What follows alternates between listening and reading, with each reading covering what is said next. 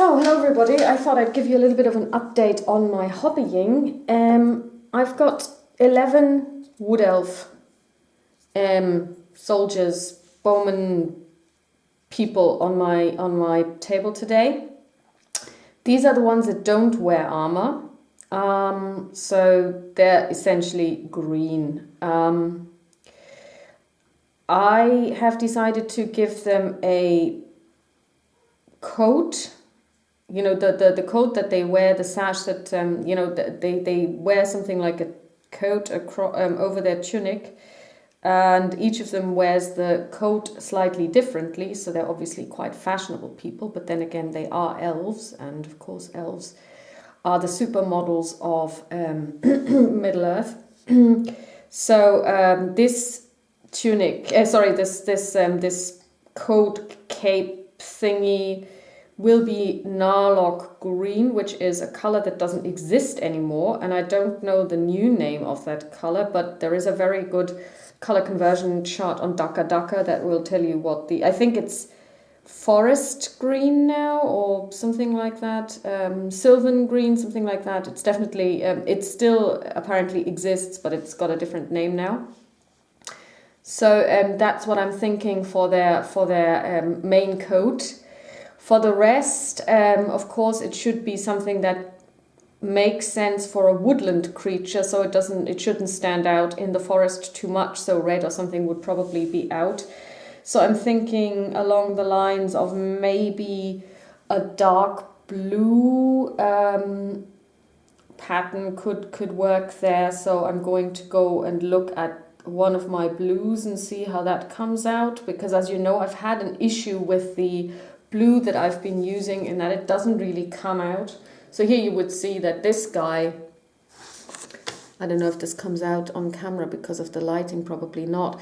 He has this tunic that he wears here, and this would be part of the cape that has to be green, and here as well, so that needs to be painted green. So, and this one wears it like so, in a very fashionable way over here, and other people wear it slightly differently. So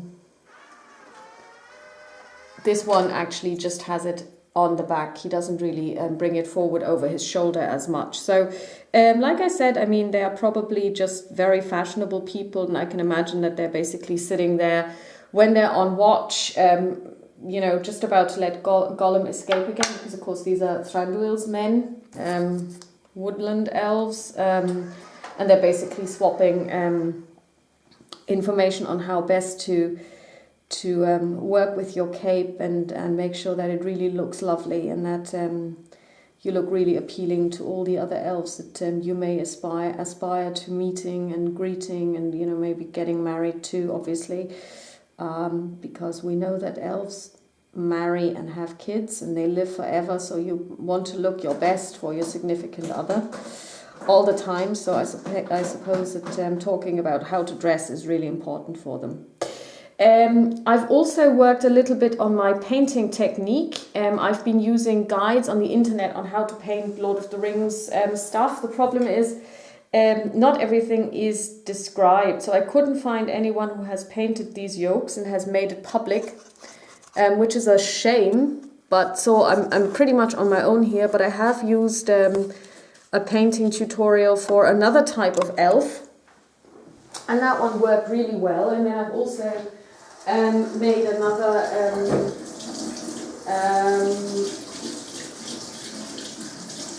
discovery for Urukai. The problem there was that I followed the color scheme that this guy proposed, and I used the conversion chart. And the problem is the base coat that he uses, Calthan Brown, actually has one new color that corresponds to it, but this is the same new color that corresponds to a different type of brown as well, if I'm making sense. If I'm not making sense, you can skip this part of the video. So in the end, the result isn't quite satisfactory, because now I have Urukai that are brown and brown.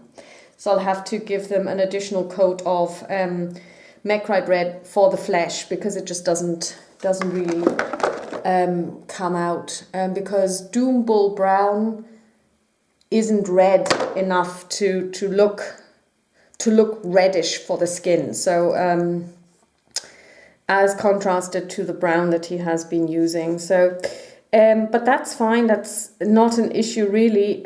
You just have to sometimes look at the outcome and then make a decision what to do with it. So I'm also using, I don't know if you can see this, a wet palette.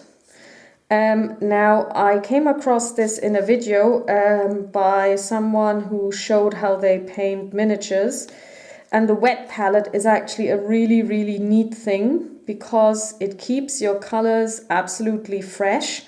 And I can tell you it keeps them fresh for hours, because yesterday I painted my Urukai, and then I stopped painting and I played The Hunt Begins, which took me several hours. And when I got back, I mean, I hadn't planned on getting back and painting. I basically just left the stuff out. I left the palette out, and the colors were still fresh and I could actually use them to paint. I was very impressed with that. So they keep fresh for a very long time using a wet palette. So it's very easy to make one. Basically, all you need is a, I suppose, plastic dish, or you could probably also use a normal,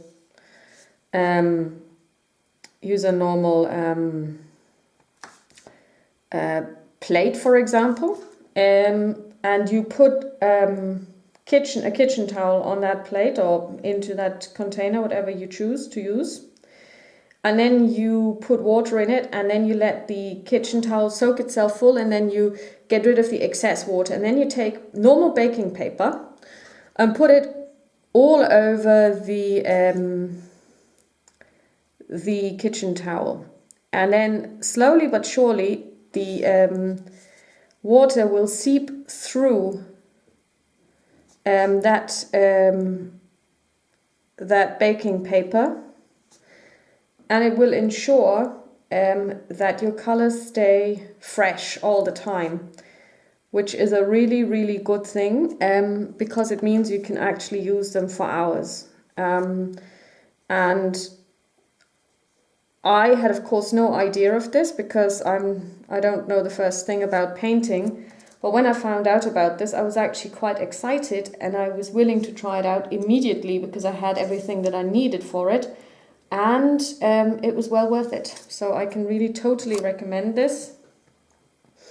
And it doesn't cost you anything. You don't have to buy anything to make this happen.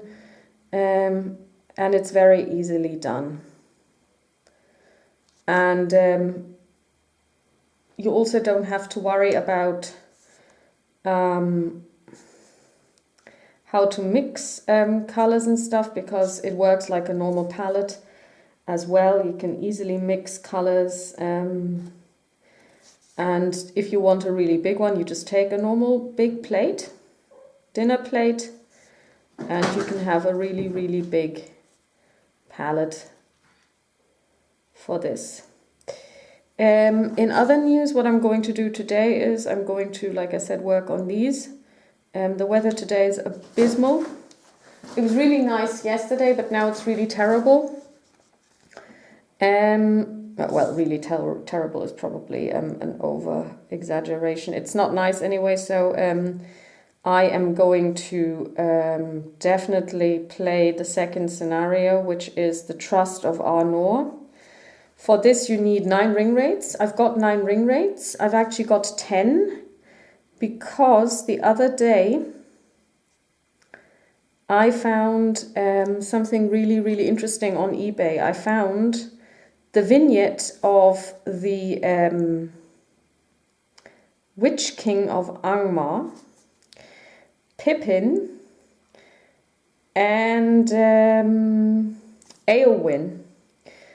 The one from the film where he's facing her with the mace. And I got it very, very cheap.